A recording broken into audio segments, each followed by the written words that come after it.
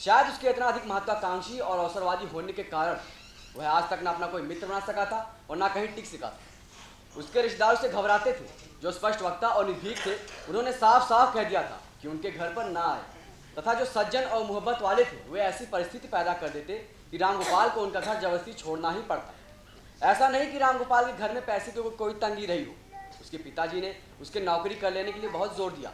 Matriculation पास रामगोपाल को 10,000 की नौकरी बड़ी बात थी, लेकिन रामगोपाल की निगाह करोड़ों पर थी। उसने सुन रखा था सिनेमा लाइन एक ऐसी लाइन है जहां पर आसानी से लखपति या करोड़पति बना जा सकता है। इसलिए पिताजी से अन्न विनय करके वो एक लंबी रकम लेकर बंबई के लिए रवाना हो गया।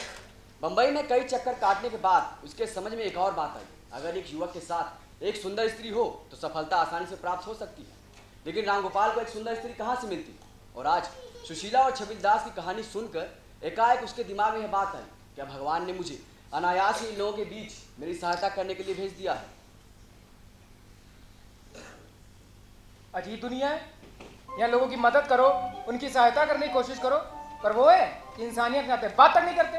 भाई साहब, मुझे तो आप क्षमा करिए। माफ़ करिएगा, बात यह है कि तबीयत अजीब उलझन में है और वर्मा साहब जिस बेहुदेपन से पेश आए उससे मेरे दिमाग का पारा 1000 डिग्री चढ़ गया था। खैर, कोई बात नहीं। अच्छा, एक बात पूछूं, बुरा तो नहीं मानेंगे? हाँ हाँ, पूछिए। सुशीला ने क्यों बुलाया था? क्या किसी मुसीबत में? हाँ, बहुत बड़ी मुसीबत में है। सेठ ने उसे छोड़ दिया है, घर में खाने तक के लिए पैसा नहीं है। उसने ये अंगूठी मुझे बेचने के लिए दी है, लेकिन मैं ये अंगूठी बेचना नहीं चाहता। अंगूठी बेचना तो बुरा होगा, लेकिन मैं क्या करूं, मेरे पास रुपए नहीं हैं। अगर तुम मुझे 25,000 रुपये उधार दे सको तो मेरी इज्जत बच जाए। रुको तुम।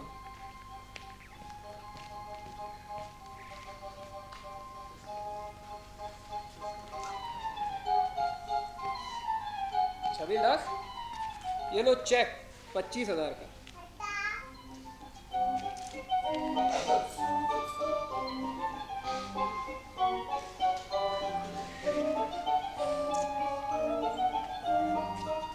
ये तो ठीक है, पर एक बात बताओ, इन 25,000 से सुशीला का काम तो नहीं बनेगा? आगे क्या करना है, कुछ सोचा है इस बारे में? ये तो नहीं सोचा, लेकिन तुम इसमें कुछ मदद कर सकते हो।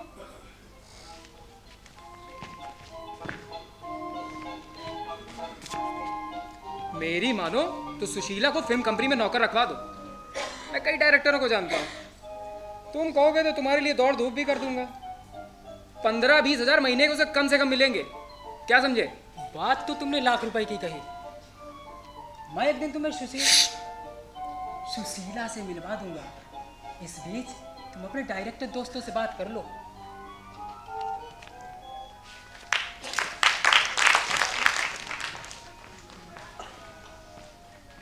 छबीलदास ने रामगोपाल का परिचय सुशीला से करवा दिया। रामगोपाल सुशीला को लेकर सेवा फिल्म कंपनी के डायरेक्टर मिस्टर व्रती के यहाँ पहुंचा। मिस्टर व्रती फिल्म लाइन के मशहूर आदमी थे। उन्होंने न जाने कितने फिल्में बनाई थी। उन्हें एक नई हीरोइन की ज़रूरत थी, क्योंकि उनके नए प्रोड्यूसर ने कह दिया था कि एक फर्स्ट क्लास नई हीरोइन की ज़रूरत है। मिस्टर व्रती के यहाँ हीरोइनों का तांता लगा रहता था। कुछ हीरोइनों को खुद नामंजूर कर देते तथा कुछ को उनके नए प्रोड्यूसर।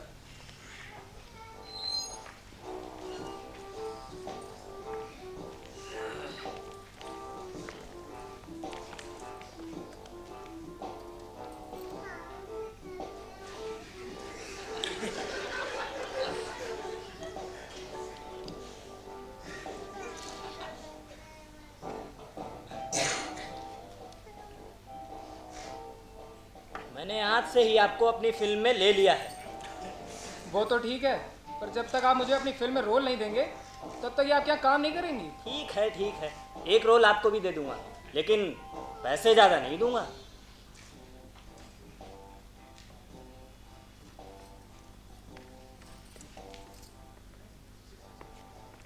आप यहीं बैठिए, हम अभी आते हैं।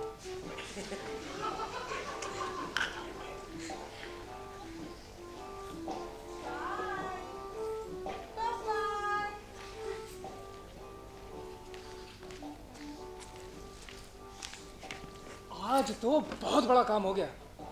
इसी खुशी में आज होटल में पार्टी। हाँ, क्यों नहीं, चलो।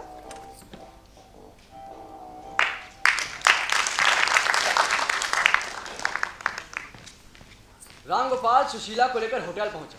वहां पहुंचकर उसने प्रेमालाप प्रारंभ किया। सुशीला बहुत प्रसन्न थी, इसलिए यह प्रेमालाप उसे बुरा नहीं लगा, बल्कि वह रामगोपाल को प्रेमालाप में बढ़ावा दे रही थी। उन दोनों को यह नहीं पता था कि होटल के एक कोने में एक आदमी बैठा हुआ इन दोनों को बड़े ध्यान से देख रहा था।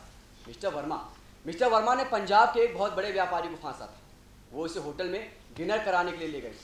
रामगोपाल को एक स्त्री के साथ होटल में बैठा देखकर मिस्टर वर्मा को स्वाभाविक रूप से कौतूहल हुआ, लेकिन उस कौतूहल को उन्हें जबरदस्ती दबाना पड़ा। और फिर वो घर पहुंचे। घर पहुंचकर बहुत प्रसन्न थे, क्योंकि उन्होंने आज 20,000 के फायदे का काम तय कर लिया था।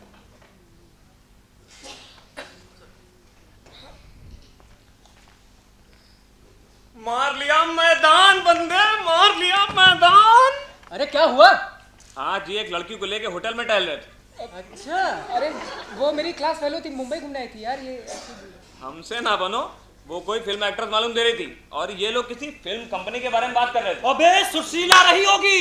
आज जिन्हें सुशीला दोनों को नौकरी मिली है ना, तो जश्न मनाने गए थे। तुम इतने कमीने निकलोगे ये मुझे नहीं मालूम था।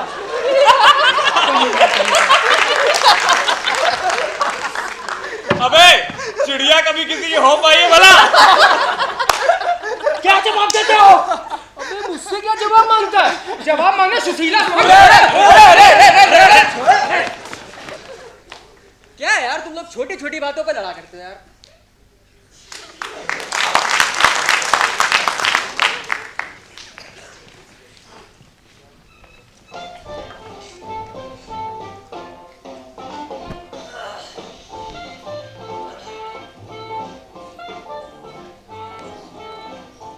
Hello sir.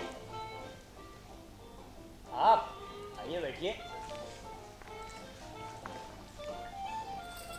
ये आदमी रामगोपाल, इसके सामने मैंने पूरी बात कहना ठीक नहीं समझा। आपसे एक सवाल पूछना चाहता हूँ, ये रामगोपाल कौन है और इससे आपका क्या रिश्ता है?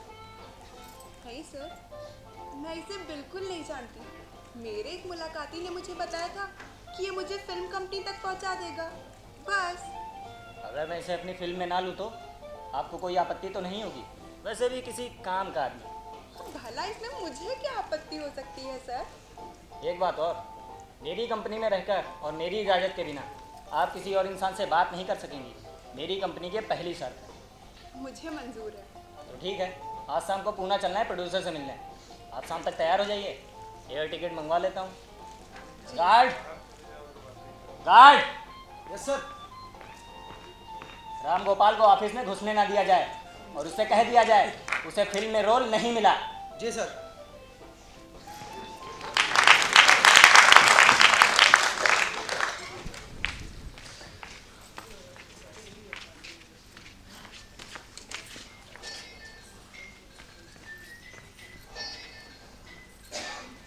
वो जो मेरी फिल्म रिलीज होने वाली थी ना अगले महीने, कौन सी? तुमको तो बताया था। नहीं तो। अरे बताओ, अगले महीने मेरी फिल्म रिलीज होने वाली है। ओह, और पते की बात पता है? अच्छा तुम ही बताओ, उसमें मुझे रोल क्या मिला होगा? हीरो ही मिला होगा। सही लगता है। एक बार फिल्म रिलीज हो जाए तो वर्ल्ड वाइड रिलीज होगी। अच्छा एक बात बताओ, हमें यहाँ क्यों बुलाया है? अरे यही बताने के लिए, ओह, एक बार फिल्म रिलीज हो जाए तो ये गोपाल करोड़ों में खेलेगा। बधाई हो। मैं तुम्हें तुम्हारी नौकरी पा जाने की खुशी में बधाई देने आया हूँ। और इस बात पर भी तुम्हें एक ना दोस्त मिल गया जो तुम्हें होटल में खाना खिला सकता है, वहाँ तुमसे प्रेमालाप कर सकता है। तो तुम मुझसे कैफियत तलब करने आए हो? मैं कैफियत तलब करने वाला कौन होता हूँ? मैं तो वो साधन मात्र हूँ जो तुम्हारी मुसीबत के समय काम आए। वो तुम्हारा फर्ज था। तुम ही मुझे बनारस से बेला फुसला के यहाँ लाए थे। हाँ, और आइंदा से मैं याद रखूंगी कि इस तरह की तुमसे कोई मदद ना लूं और ना ही तुमसे कोई वास्ता रखूं। बहुत अच्छा, लेकिन एक बात ध्यान रखना, तुम्हें फिर मेरी जरूरत पड़ेगी और उस दिन मैं तुम्हारे शब्द याद रखूंगा। आगे से चलकर मुझसे किसी तरह की उम्मीद ना रखना, समझी?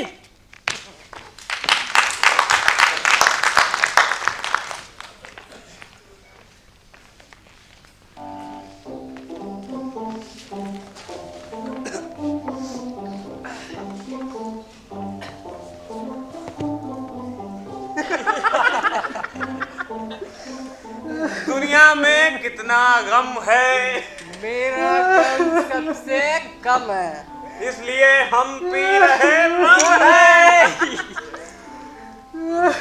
भाई एक बात बताऊं, लड़की मिल जाए तो शराब, अब ना मिले तो शराब। इतनी अच्छी है शराब।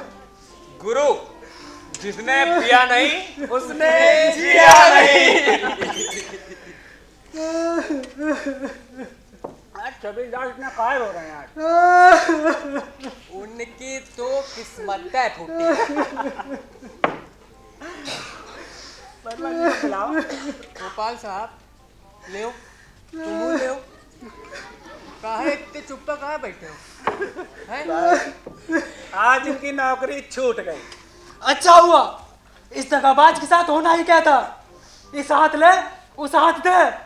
अब जो साला किसी ने गाली बकी उसका मुंह तोड़ दूंगा मैं। अरे यार, मामला क्या है?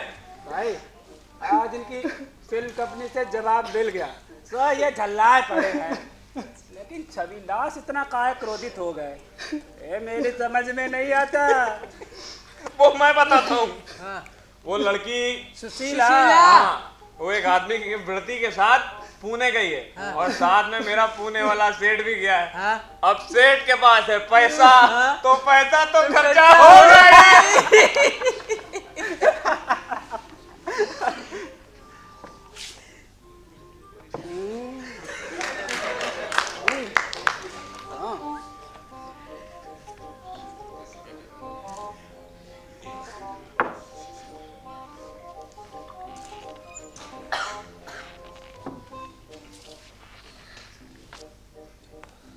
अरे भैया छबील, इतना अफसोस करने की कोई जरूरत नहीं है। एक बार जो लड़की तुम्हें छोड़ के चली गई, वो तुम्हारी जिंदगी में कभी वापस नहीं आएगी। भूल जाओ उसे। अरे राम गोपाल जी, ऐसे मौके रोज मिलेंगे, रोज छूटेंगे। अरे इस बार अफसोस करने की क्या बात है।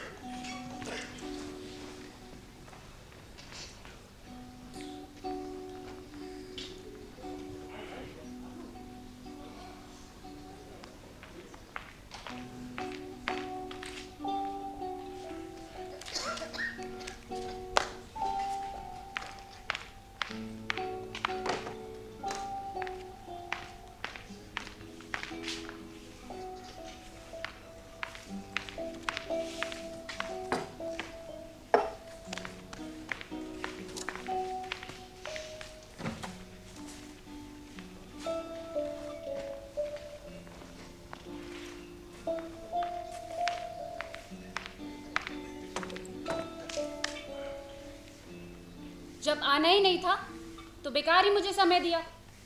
और फिर ये कोई आज की बात है? संजय हमेशा अपने बताए हुए समय से घंटे 2 घंटे देरी करके आता है, और मैं हूँ कि उसी वक्त से उसका इंतज़ार करने लगती हूँ। फिर किसी और काम में मन भी तो नहीं लगा पाती।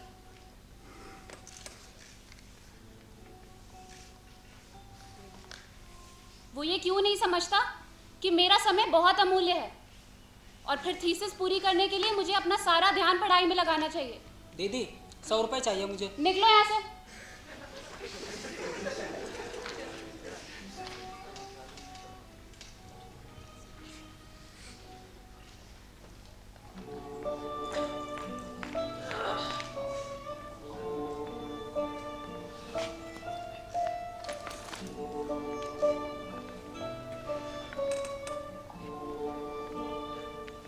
नाराज हो? मुझे क्या करना नाराज होकर? तुम ही बताओ क्या करता। गंज में दोस्तों के बीच फंसा था, बहुत चाह कर भी उठ नहीं पाया। अब सबको नाराज करके आना अच्छा भी तो नहीं लगता। तुम्हें दोस्तों का ख्याल है, उनके नाराज होने की चिंता है, मेरी नहीं। तुम्हारी इसी बात पर मुझे गुस्सा आता है। पहले ऐसे करोगे फिर प्यार दिखाओगे, क्योंकि तुम जानते हो कि तुम्हारे आगे मेरा गुस्सा टिक नहीं पाता।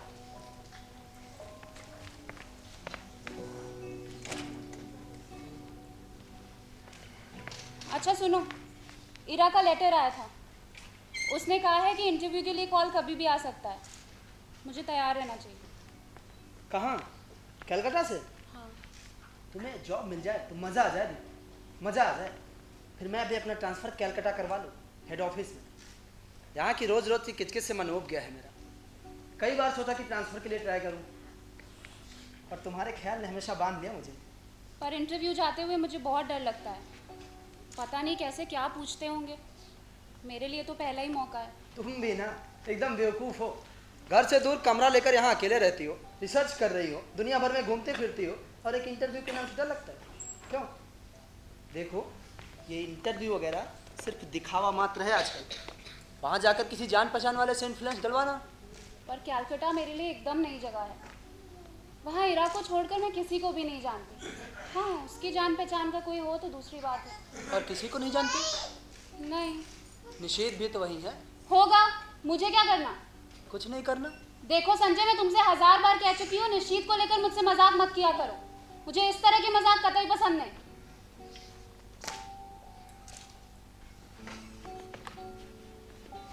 क्या कर रहे हो?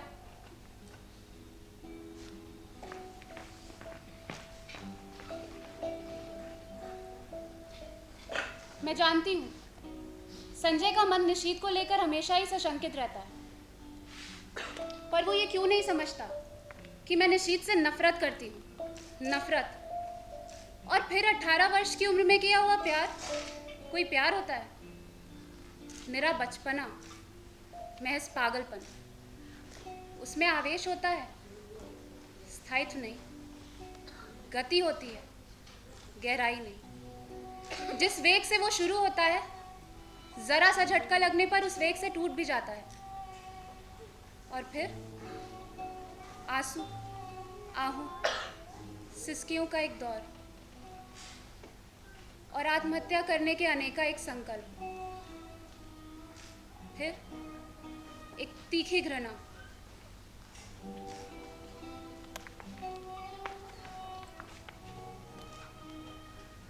जैसे ही जिंदगी को दूसरा आधार मिल जाता है, उन सबको भूलने में एक दिन भी नहीं लगता।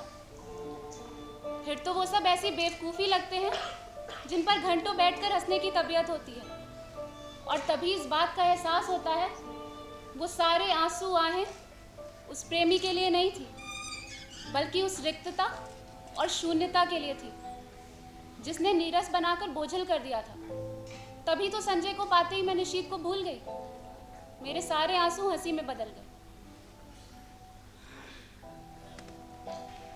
पर संजय हमेशा निशीत को लेकर कुछ खिन्न सा हो जाता है। मैं जानती हूँ वो पूर्ण रूप से आश्वस्त नहीं है।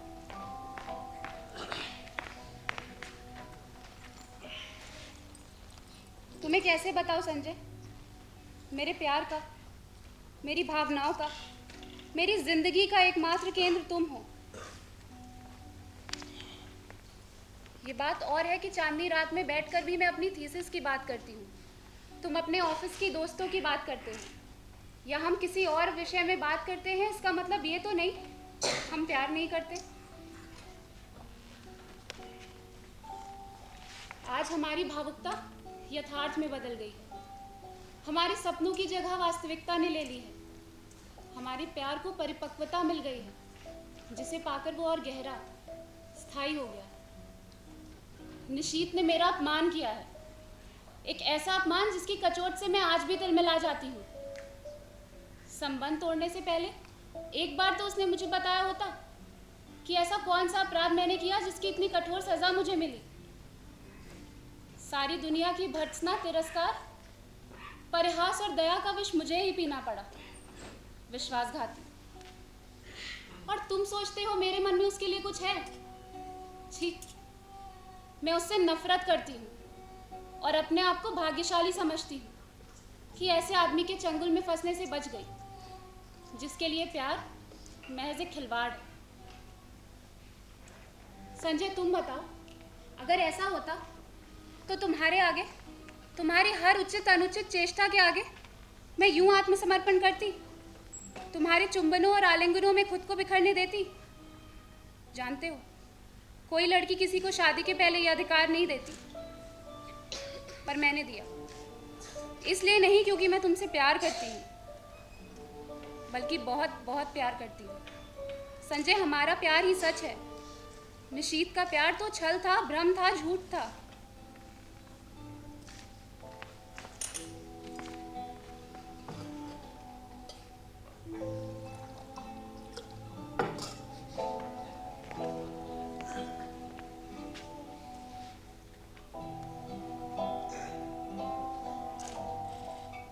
परसों मुझे कैलकाटा जाना है। बहुत डर लग रहा है, कैसे क्या होगा।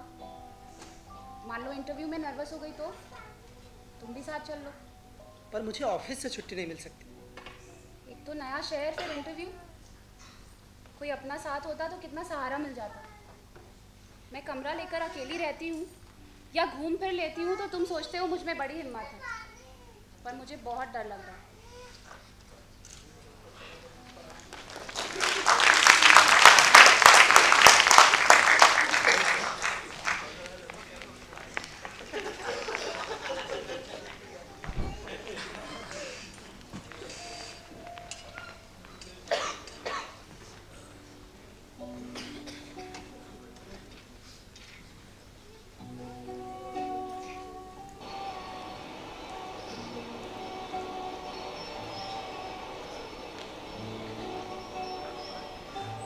गाड़ी जब हावड़ा स्टेशन के प्लेटफॉर्म पर प्रवेश करती है तो ना जाने कैसी विचित्र सी आशंका, विचित्र से भय से दीपा का मन भर जाता है। वो प्लेटफॉर्म पर खड़े असंख्य लोगों में ईरा को ढूंढती है।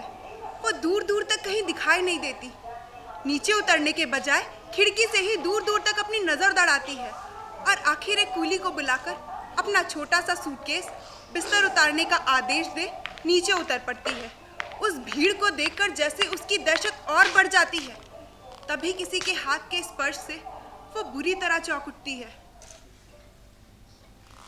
ओह, तुझे ना देखकर तो मैं डर ही गई थी कि तेरे घर भी कैसे पहुंचूंगी।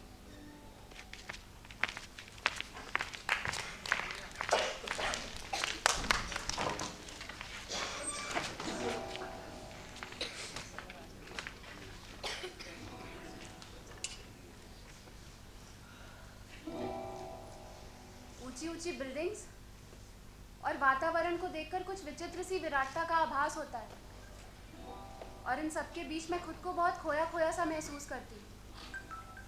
कहाँ पटना, लखनऊ और कहाँ ये कैलकाटा। इतने बड़े शहर तो मैंने कभी देखे ही नहीं। अच्छा हीरा, कौन कौन लोग होंगे इंटरव्यू में? मुझे तो बहुत डर लग रहा है। सब ठीक हो जाएगा। तू और इंटरव्यू से डर रही है? हम जैसे डरे तो कोई बात भी है। जिसने अपना पूरा करियर अपने बल पे बनाया, वो एक छोटे से इंटरव्यू से डर रहा है। अच्छा एक बात बता, भैया भाभी तो पटना ही होंगे ना? जाती है कभी उनसे मिलने भी या नहीं? हाँ, लखनऊ आकर एक बार गई थी। कभी कभी लेटर लिख लेती हूँ। वाह भाई, कमाल के लोग हैं। बहन तक को ना निभा सके। राकेश कहाँ है? वो ऑफिस टूर पर गए हैं।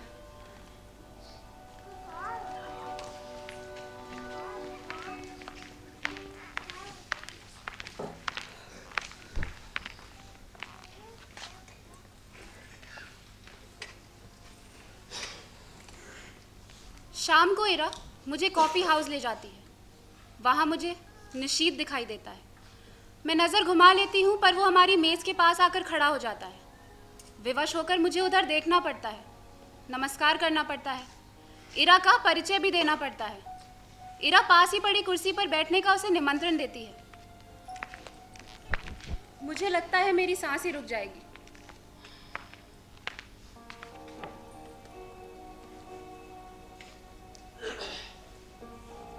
कब आई? आज सुबह ही। अभी ठहरोगी? हाँ।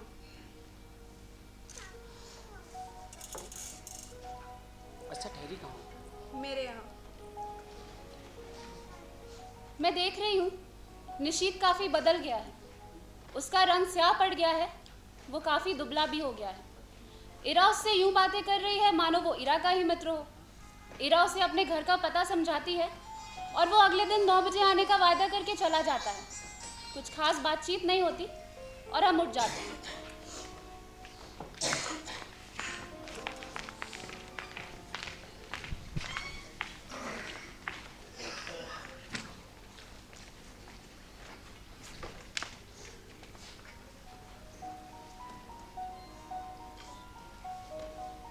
पूरे 3 साल बाद निशीत का यूं मिलना, ना चाहकर भी सारा अतीत जैसे आंखों के सामने घूम रहा हो। कितना दुबला हो गया है। लगता है मन में कोई गहरी पीड़ा छिपाए बैठा है। मुझसे दूर होने का दुख तो नहीं साल रहा उसे। कल्पना चाहे कितनी मधुर क्यों ना हो, एक तृप्ति युक्त आनंद देने वाली क्यों ना हो, पर मैं जानती हूँ ये सब झूठ है। अगर ऐसा ही था तो कौन उससे कहने गया था ये संबंध तोड़ दे। उसने अपनी मर्जी से ही तो किया था ना ये सब। तो अब इन सब बात को जाने दे। यही तो वो व्यक्ति है जिसने मुझे अपमानित करके पूरी दुनिया के सामने छोड़ दिया था, महज उपहास का पात्र बनाकर। क्यों नहीं मैंने उसे पहचानने से इनकार कर दिया। जब वो मेज के पास आकर खड़ा हुआ तो क्यों नहीं मैंने कह दिया माफ कीजिए, मैं आपको नहीं पहचानती। जरा खिसियाना तो देखती उसका। कल भी आएगा ना? हाँ। मुझे कह देना चाहिए था कि मैं उसकी सूरत नहीं देखना चाहती, मैं उससे नफरत करती हूँ। तू अपने काम पर ध्यान दे। अच्छा है, आए कल। मैं उसे बता दूंगी कि मैं संजय से शादी करने वाली हूँ। ये भी कह दूंगी कि पुराना सब कुछ भूल चुकी हूँ। ये भी कह दूंगी कि मैं उससे नफरत करती हूँ और कभी माफ नहीं कर सकती।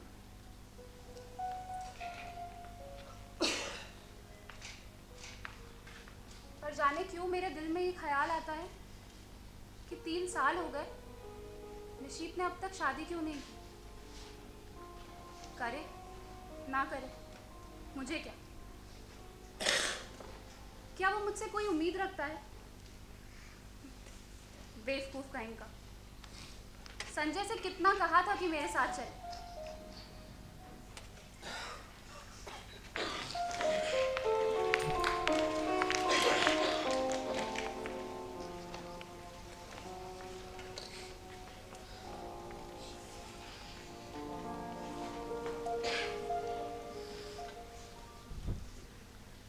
निशीत को यूं चक्कर काटते देख जाने मेरे दिल में क्या हुआ। और जब वो आया तो मैं चाह कर भी कटु ना हो सकी। Good morning ma'am. Good morning.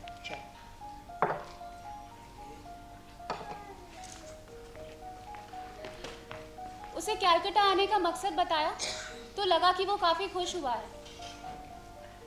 उसने वहीं बैठे बैठे मेरी नौकरी के बारे में सारी जानकारी प्राप्त कर ली। कैसे क्या करना है उसकी योजना भी बना डाली। अपने ऑफिस में भी सूचित कर दिया कि वो आज नहीं आएगा।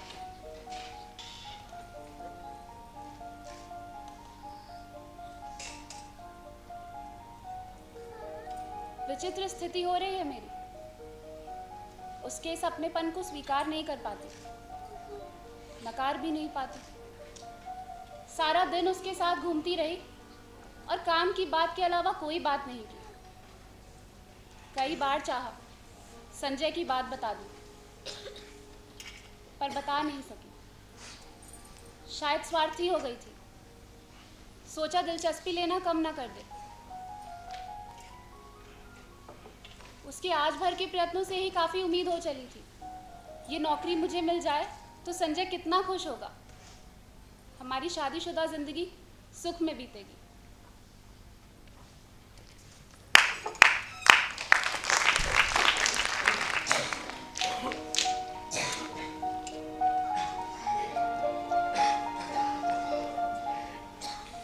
आज सुबह मेरा इंटरव्यू हो गया।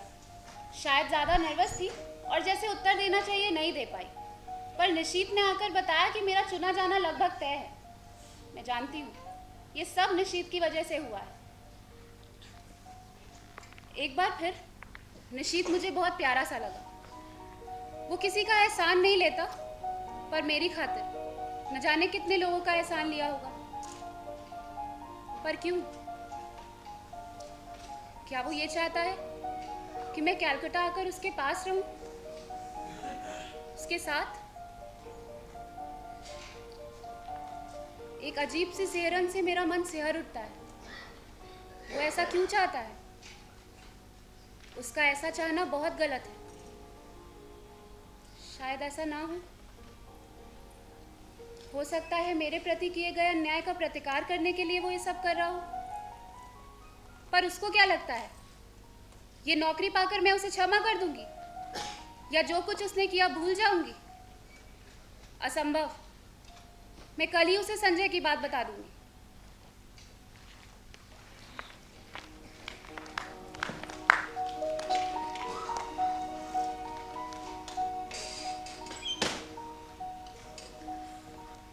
वो पार्टी के लिए कहता है, मैं मना नहीं कर पाती।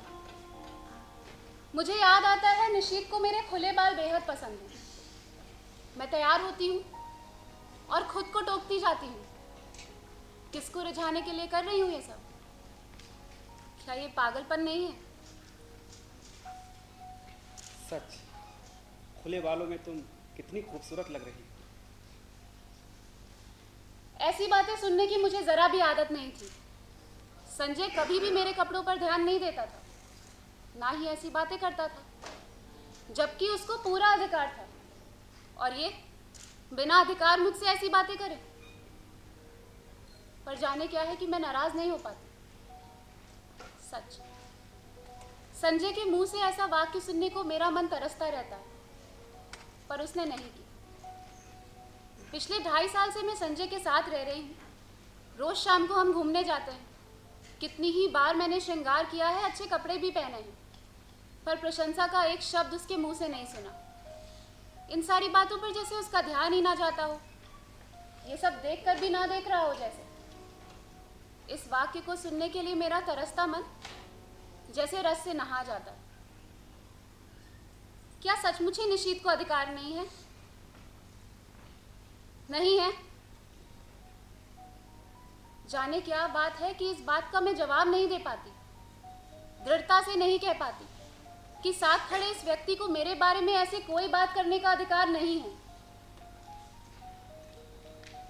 आज भी मैं संजय की बात नहीं कह पाऊंगी, चाह कर भी नहीं कह पाऊंगी। जाने कैसी विवशता है कि मेरा मुंह नहीं खुलता, जैसे कोई अपराध कर रही हूं, पर कुछ नहीं कह पाऊंगी।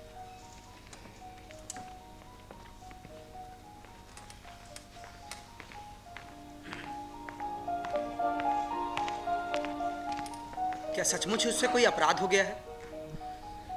आमने सामने दोनों बैठ जाते हैं। दीपा होस्ट है, फिर भी उसका पार्ट निशीत अदा कर रहा है। वही ऑर्डर देता है।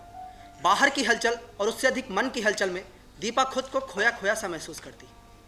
बैरा उन दोनों के सामने कोल्ड कॉफी और खाने का कुछ सामान रख देता। दीपा को बार बार ऐसा लगता है कि निशीत कुछ कहना चाह रहा है। वो उसके होठों की धड़कन तक महसूस करती है।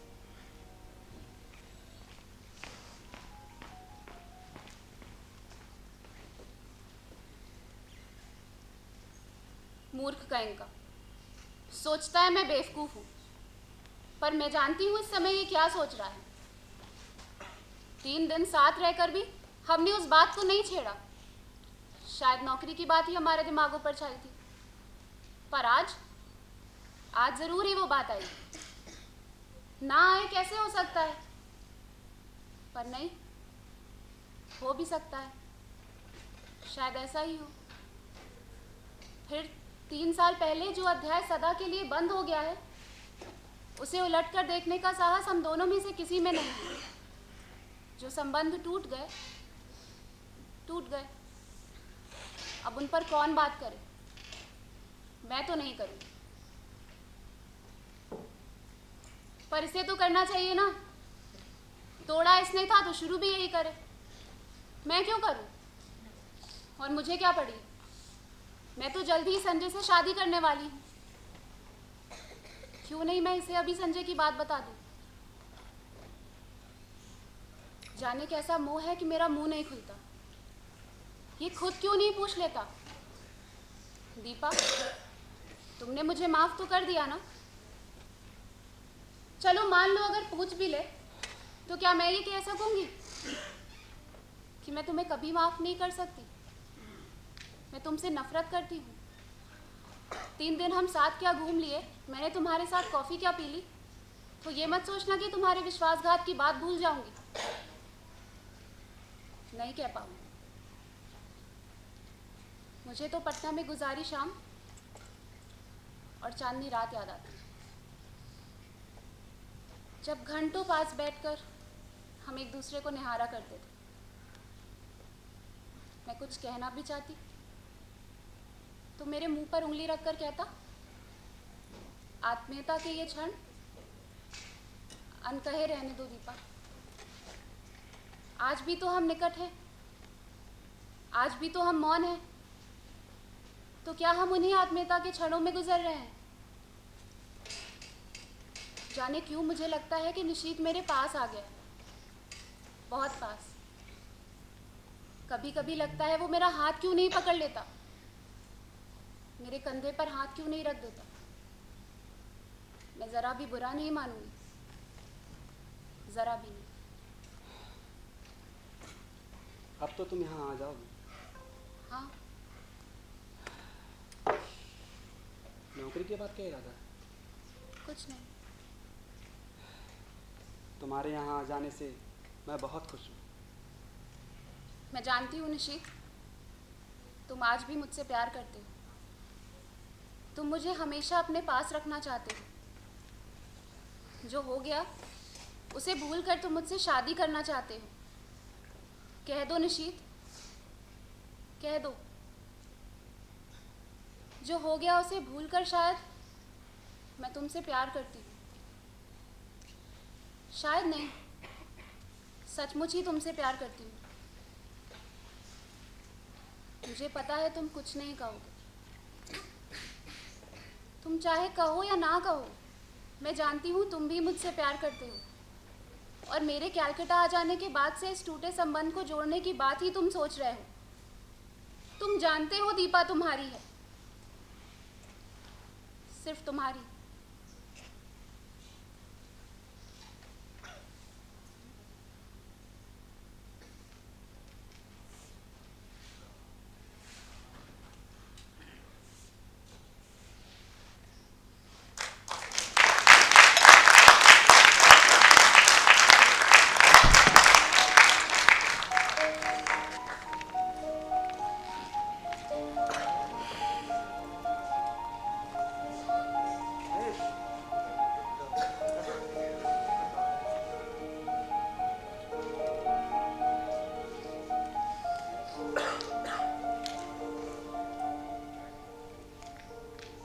मन में उत्कट अभिलाषा होते हुए भी निशीत की आवश्यक मीटिंग की बात सुनकर मैंने उसे स्टेशन आने से मना कर दिया।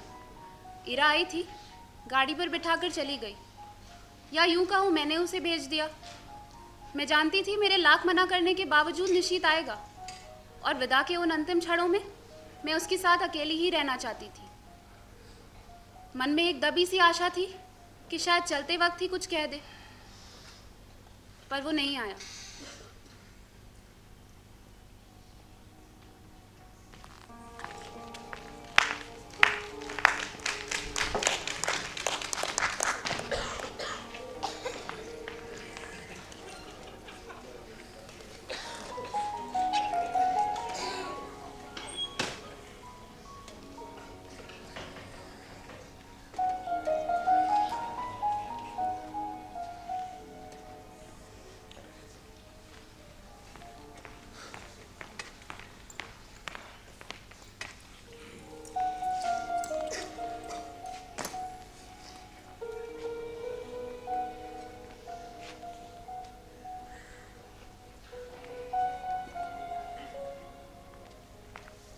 अरे तुम आ गए?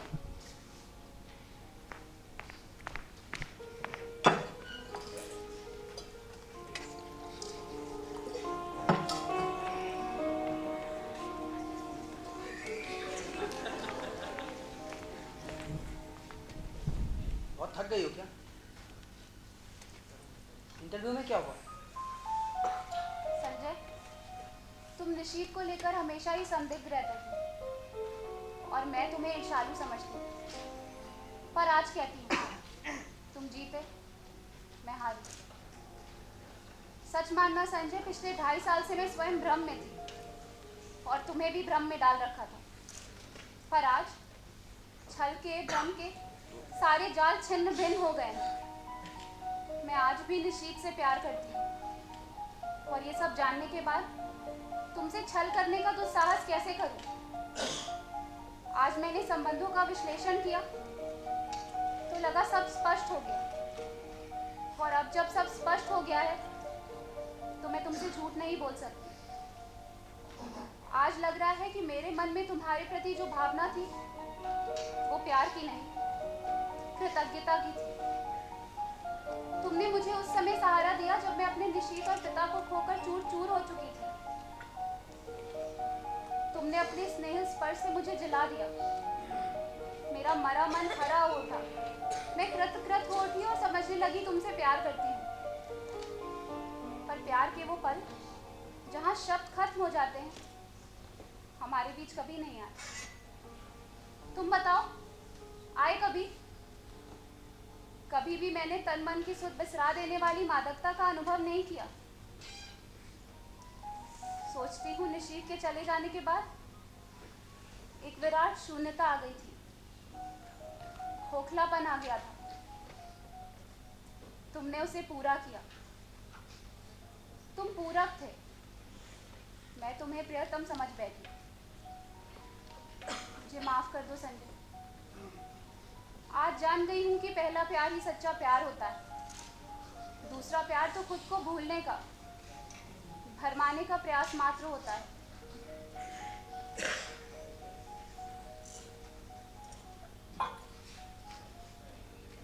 मैं ऑफिस के काम से कटक जा रहा हूँ, 2-3 दिन में वापस आऊँगा।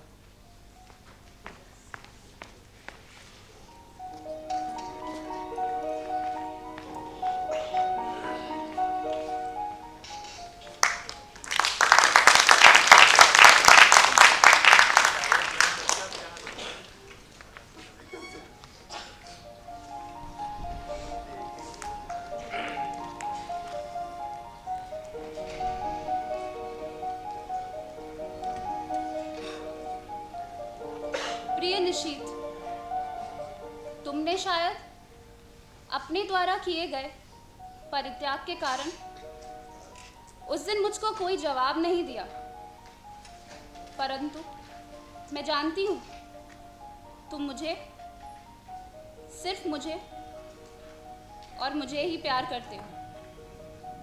तुम्हारी दीपा।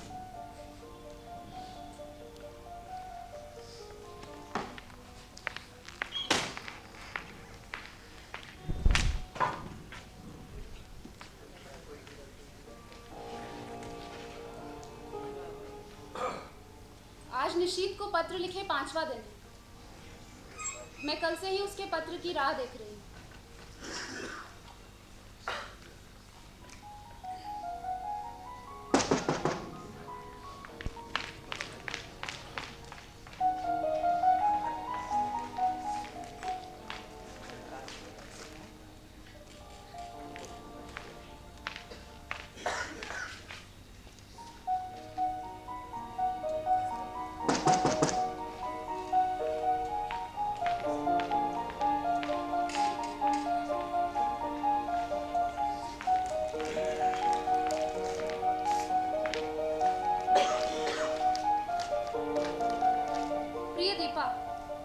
तुम अच्छी तरह पहुंच गई है जानकर प्रसन्नता हुई। तुम्हें अपनी नियुक्ति का पत्र मिल गया होगा। मैंने कल ही हीरा जी को फोन करके सूचना दे दी थी और उन्होंने कहा था पत्र दे देंगे। ऑफिस की ओर से सूचना मिल जाएगी। इस सफलता के लिए मेरी ओर से हार्दिक बधाई स्वीकार करना। सच में बहुत खुश हूँ कि तुम्हें ये काम मिल गया। मेहनत सफल हुई।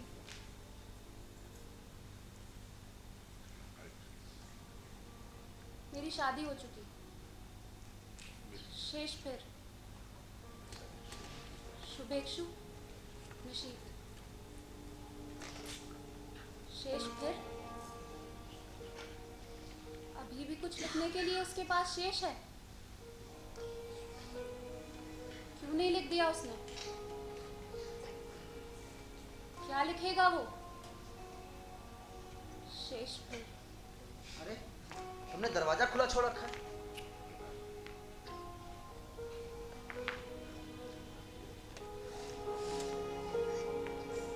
क्या हुआ? ये क्या हाल बना रखा है? तुम कहाँ चले गए थे संजय? क्या हुआ? जवाब नहीं मिल गया? नहीं।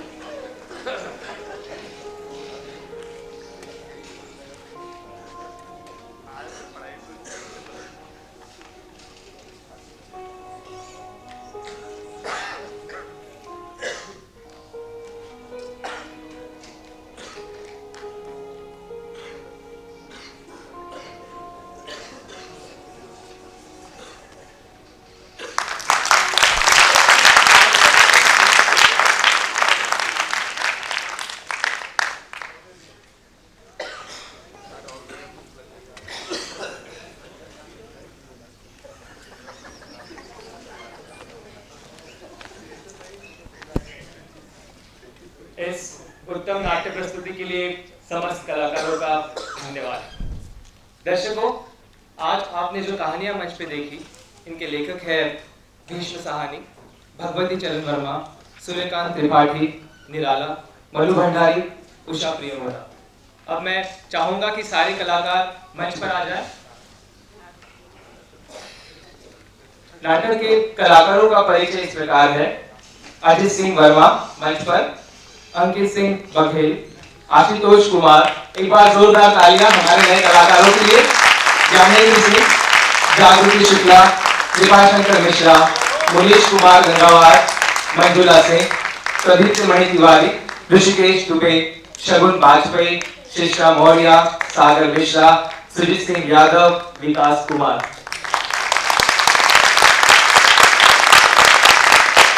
मंच पर एक कलाकार सहायक निर्देशक अपूर्वा सिंह, मैं चाहूंगा कि आप मंच पर आए। संगीत परिकल्पना रजत, प्रकाश परिकल्पना मोहम्मद हफीज, मैं चाहूंगा आप मंच पर आए सर। वेशभूषा परिकल्पना जीवन सिंह रावत, सेट डिजाइन और परिकल्पना अजय बग्गा, मंच प्रबंधन मुनीश कुमार गंगावार, पोस्टर डिजाइनर विकास शुक्ला, पोस्टर डिजाइनर हर्ष, मुखसज्जा शहीद। अब नाटक का आलेख और निर्देशन जिन्होंने किया, अभिषेक तिवारी जी, मैं आपको बुलाना चाहूंगा।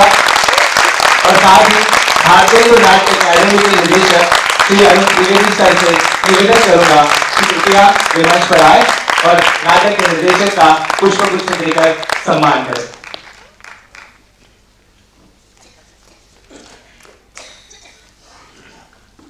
सर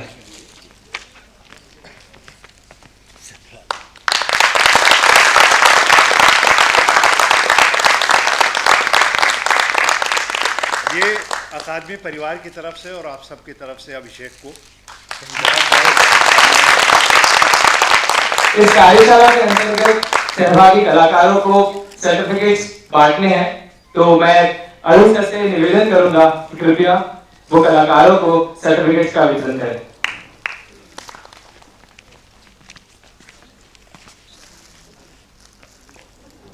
ज्ञानेंद्र सिंह जी। हाँ,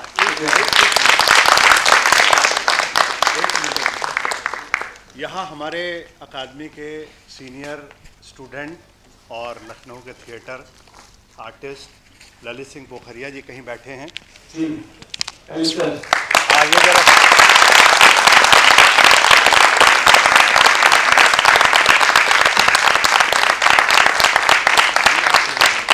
ये सभी सर्टिफिकेट अगर ललित जी के थ्रू बांटे जाएं तो मुझे लगता है ज़्यादा बेहतर होगा।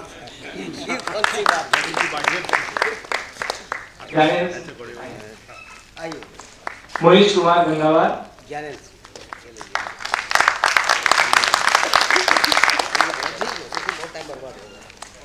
जागृति शुक्ला, मंजुला सिंह, शिष्टा मौर्य, शगुन वाजपेयी, सागर मिश्रा, सुजीत सिंह यादव,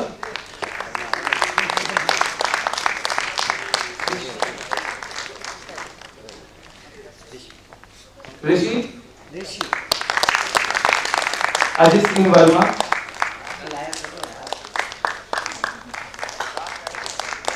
विकास कुमार,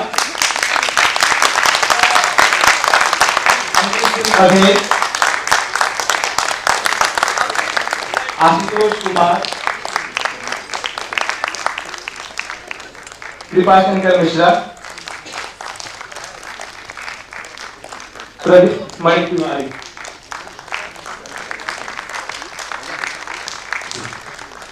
धन्यवाद। मैं चाहूंगा हमारे युवा कलाकारों के प्रोत्साहन पर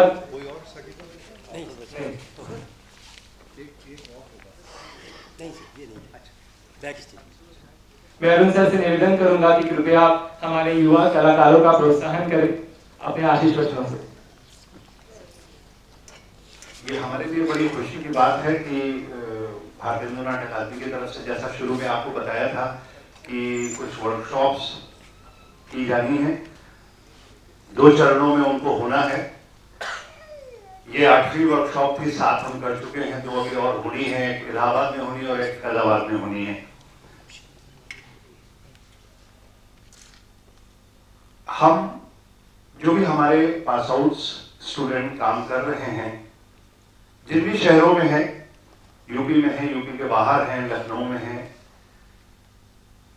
हमारी कोशिश ये है कि अपने विद्यार्थियों को हम प्रोत्साहित करें और उनके माध्यम से जो नए कलाकार जोड़ना चाह रहे हैं, जो सहभागिता चाहते हैं, उनको भी मौका मिले, उनको भी सीखने का एक अवसर मिले। वो आज आपने देखा, कम से कम इन बच्चों में एक जज्बा तो पैदा हुआ है थिएटर करने का। ये अपने आप में ताली बजाने वाली बात है। मेरी शुभकामनाएं हैं इन सभी नवोदित कलाकारों के लिए, मेरा आशीर्वाद है और मेरी अपेक्षाएं हैं कि ये अब भविष्य में मेहनत करके, क्योंकि थिएटर में बहुत मेहनत लगती है, आपके सामने कुछ अच्छी प्रस्तुतियां जरूर प्रस्तुत करेंगे। बहुत बहुत धन्यवाद, बहुत बहुत शुभकामनाएं। अभिषेक को बहुत सारी शुभकामनाएं कि इन्होंने एक अच्छी वर्कशॉप की और कुछ अच्छे लोगों को ट्रेन किया। Thank you very much. साथ मैं धन्यवाद, ललित जी बहुत बहुत